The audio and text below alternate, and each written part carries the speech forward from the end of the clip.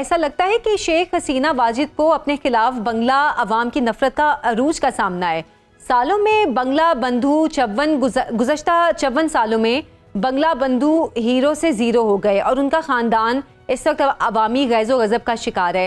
آخر اس عوامی نفرت کی بنیاد کیا ہے جس کا اظہار تھمنے میں ہی نہیں آ رہا؟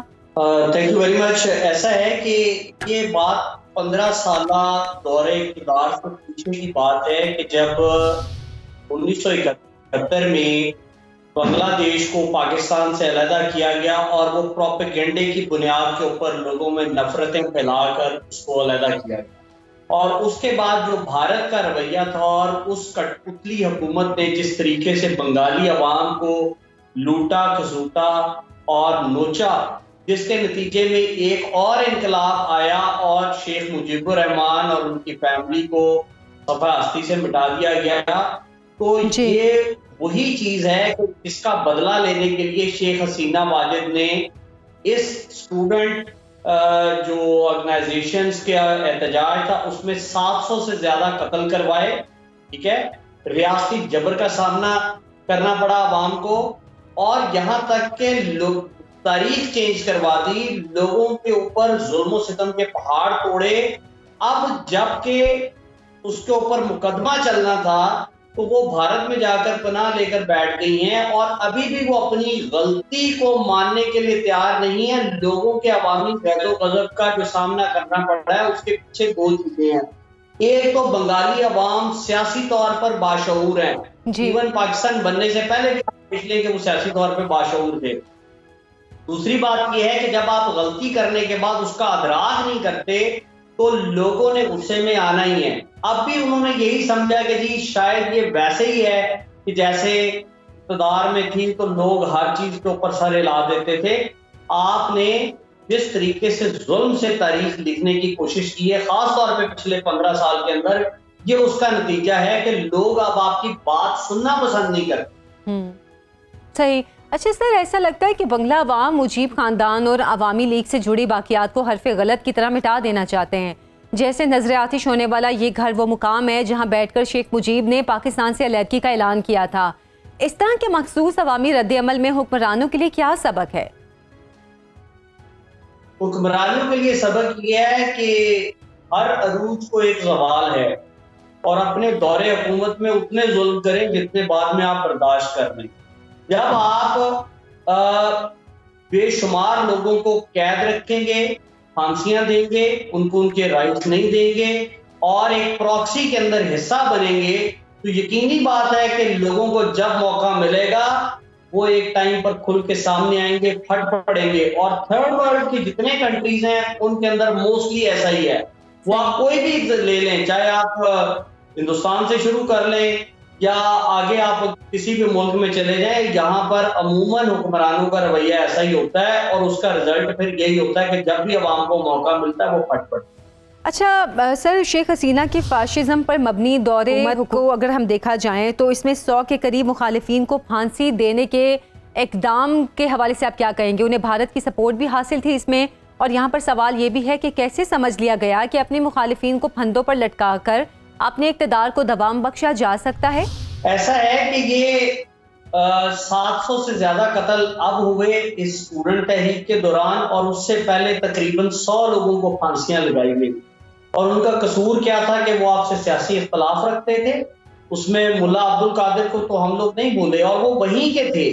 اور جن لوگوں نے پاکستان بنانے کے اندر رول پلے کیا تھا، جب انہوں نے دیکھا کہ ان کے نظریے کے مخالف بات ہو رہی ہے اور انہوں نے اس کے اوپر آپ کو روکنے کی کوشش کی، تو آپ لوگوں نے اس کئی سالوں کے بعد جب عام معافی باقیوں کو دے دی اور وہ منسٹر بھی رہے، آپ نے ان لوگوں کے ساتھ ان کو پھانسیوں پہ لٹکایا اور آپ نے تاریخ بدلنے کی کوشش کی صرف بھارت کے کہنے پر. ایک نفرت والا بیانیہ بنگالی عوام کے ساتھ ود ان دا کنٹری، اس کے اندر پاکستان کا کوئی لینا دینا نہیں تھا.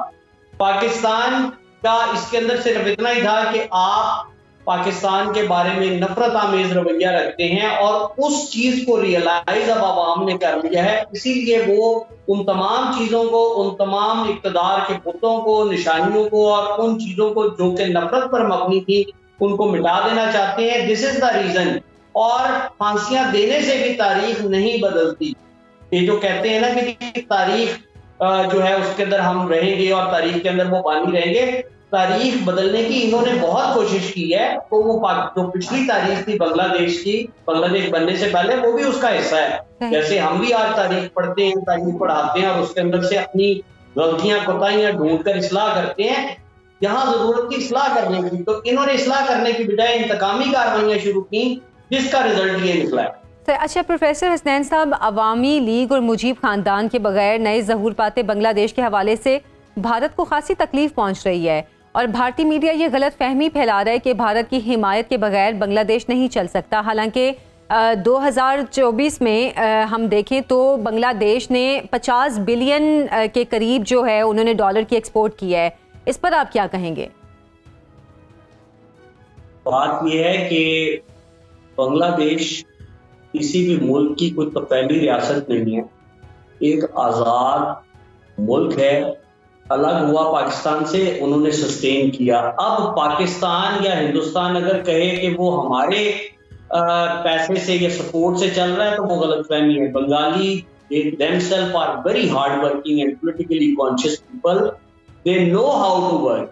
بات یہ ہے کہ جب آپ کسی کے سامنے ایک عوام کو پھینکیں گے اور اسے ریئلائز کرواتے رہیں گے کہ نہیں تم فلان کی وجہ سے ہو، تو وہ اپنی سیپریٹ آئیڈینٹی کے لیے، اپنی ان چیزوں کے لیے جس کی وجہ سے آپ انہیں انڈرمائن کر رہے ہیں، اس کو غلط ثابت کرے گا. تو یہ غلط فہمی ہے جو پھیلائی جا رہی ہے، اور میرا خیال ہے کہ بنگالی عوام نے پچھلے 1.5 سال کے اندر پروفیسر ڈاکٹر یونس کی قیادت میں اس کو غلط ثابت کیا. اچھا، کوئی ملک کسی کے اوپر اتنا نہیں ہوتا. صحیح.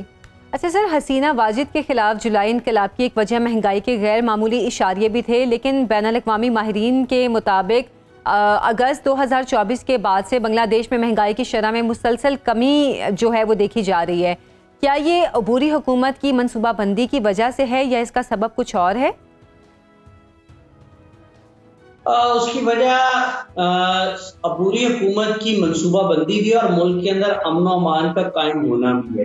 جب بھی کسی ملک کے اندر امن و امان کی صورتحال اور سیاسی سٹیبلٹی ہوگی تو وہ ملک گرو کرے گا. جب پتہ ہوگا کہ اگلے 1.5 سال یا 2 سال یہ حکومت رہنی ہے، تو اگلے 2 سال کے لیے جو تجارتی پالیسیاں ہوں گی وہ ہماری سیف ہوں گی. دس میں بی اے ریزن. اور اس کے علاوہ اب بنگلہ دیش خطے کے باقی ممالک کے ساتھ بھی اچھے تعلقات کو فروغ دے رہا ہے. امن، امان اور بقائے بامی کے اصول کے اوپر بنگلہ دیش جو ہے وہ کاربند ہے. تو میرا خیال ہے کہ کسی بھی ملک کے لیے جو اگر داخلی امن و امان ہو جاتا ہے، انرسٹ کم ہو جاتا ہے یا ختم ہو جاتا ہے ایک مخصوص اقلیت کے علاوہ، تو میرا خیال ہے وہ تجارت میں بھی گرو کرتا ہے اور ملک کے باقی شعبوں کے اندر بھی جو ہے وہ اسٹیبلٹی آ جاتی ہے. اچھا سر، آخر میں آپ سے جاننا چاہوں گی کہ پاکستان اور بنگلہ دیش کے ہر سطح پر بڑھتے تعلقات کا موازنہ ہم عوامی لیگی دور حکومت میں بنگلہ دیش اور بھارت کے تعلقات سے کیسے کریں گے؟ دونوں کی نوعیت میں بنیادی فرق کیا ہے؟